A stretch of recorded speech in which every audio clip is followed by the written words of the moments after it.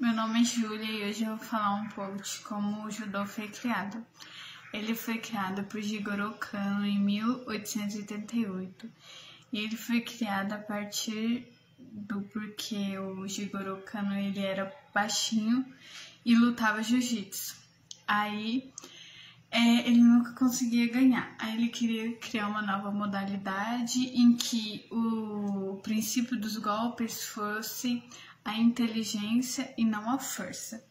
Aí ele estudou os golpes do jiu-jitsu na forma científica deles e criou o judô. Ele criou o judô não para ser um esporte olímpico ou competitivo, ele criou mais para você descobrir o seu interior e conseguir lidar com o seu interior. Desde sempre foi um esporte tanto para mulher quanto para homem.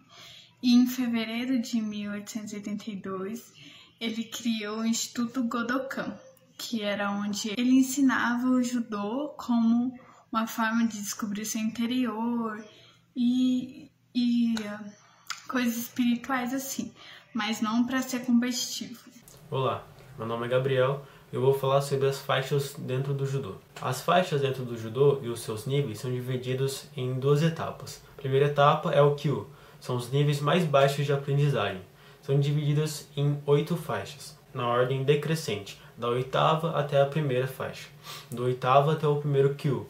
Faixa branca, chamada de Mukyu, faixa cinza, chamada de Shichikyu, faixa azul, chamada de Hokyu, faixa amarela, chamada de Rokukyu, faixa laranja, chamada de Yonkyu, faixa verde, chamada de Sankyu, faixa roxa, chamada de Nikyu, faixa marrom, chamada de Ichikyu. A partir da faixa preta, as faixas são separadas em dans. O dan é uma denominação de cada um dos graus de maestria dentro do judô. Faixa preta, chamada de Shodan, e vai até o quinto dan, do primeiro ao quinto dan, que são marcações para demonstrar sua maestria, certo? Vai da primeira marcação até a quinta marcação. Depois da faixa preta, temos a faixa coral, vai do sexto dan ao oitavo dan, chamadas de Rokudan, sexto dan, Shichidan, é o sétimo dan, e Hachidan, é o oitavo dan. Após a faixa coral, temos a última faixa do judô, a faixa vermelha, que vai do nono ao décimo dan,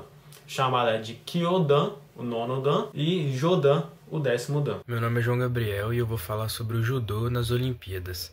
O judô é um esporte olímpico desde as Olimpíadas de 1964 e os países com mais medalhas olímpicas são Japão com 96, França com 57 e Coreia do Sul com 46. Oi, boa tarde, me chamo Agatha e eu vou falar sobre os principais atletas do judô, né, e as lendas do judô brasileiro, né, que são um dos melhores, e enfim, eu vou começar por um que é o primeiro, que é o Aurélio Miguel. Ele foi o ganhador da primeira medalha de ouro olímpica do Brasil e foi inspiração para vários outros judocas brasileiros, né? O segundo é o Thiago Camilo, é um dos jovens medalhistas, então um dos mais jovens no esporte. O próximo é a Mayara Aguiar. Foi a primeira menina que ganhou a medalha de ouro consecutiva em Olimpíadas consecutivas, né? E por último, a Sara Menezes, muito boa e ganhou a medalha de ouro em um esporte individual para o Brasil e com muitas expectativas sobre seu desempenho futuro. Então esses são os principais atletas medalhistas do judô do Brasil.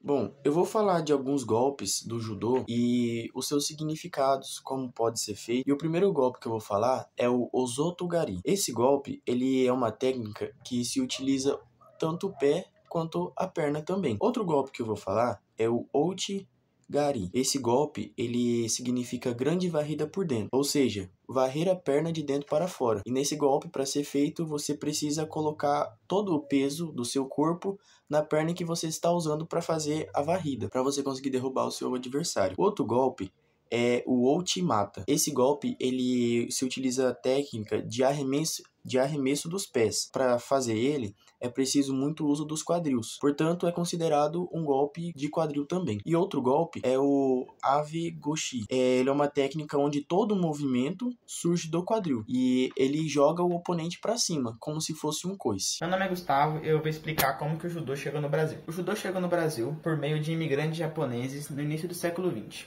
especialmente após a chegada do navio Kasato Maru, em 1908, que trouxe os primeiros imigrantes japoneses ao país. Com eles veio também o judô, que começou a ser difundido entre as comunidades japonesas no Brasil. Ao longo dos anos, o judô se popularizou e se desenvolveu no país, tornando-se uma das modalidades esportivas mais praticadas não só no Brasil, mas também no mundo. A pessoa que apresentou o judô para o Brasil foi o japonês chamado Konde Koma. Ele fez a sua primeira apresentação no país em Porto Alegre, e depois partindo para Rio de Janeiro e São Paulo.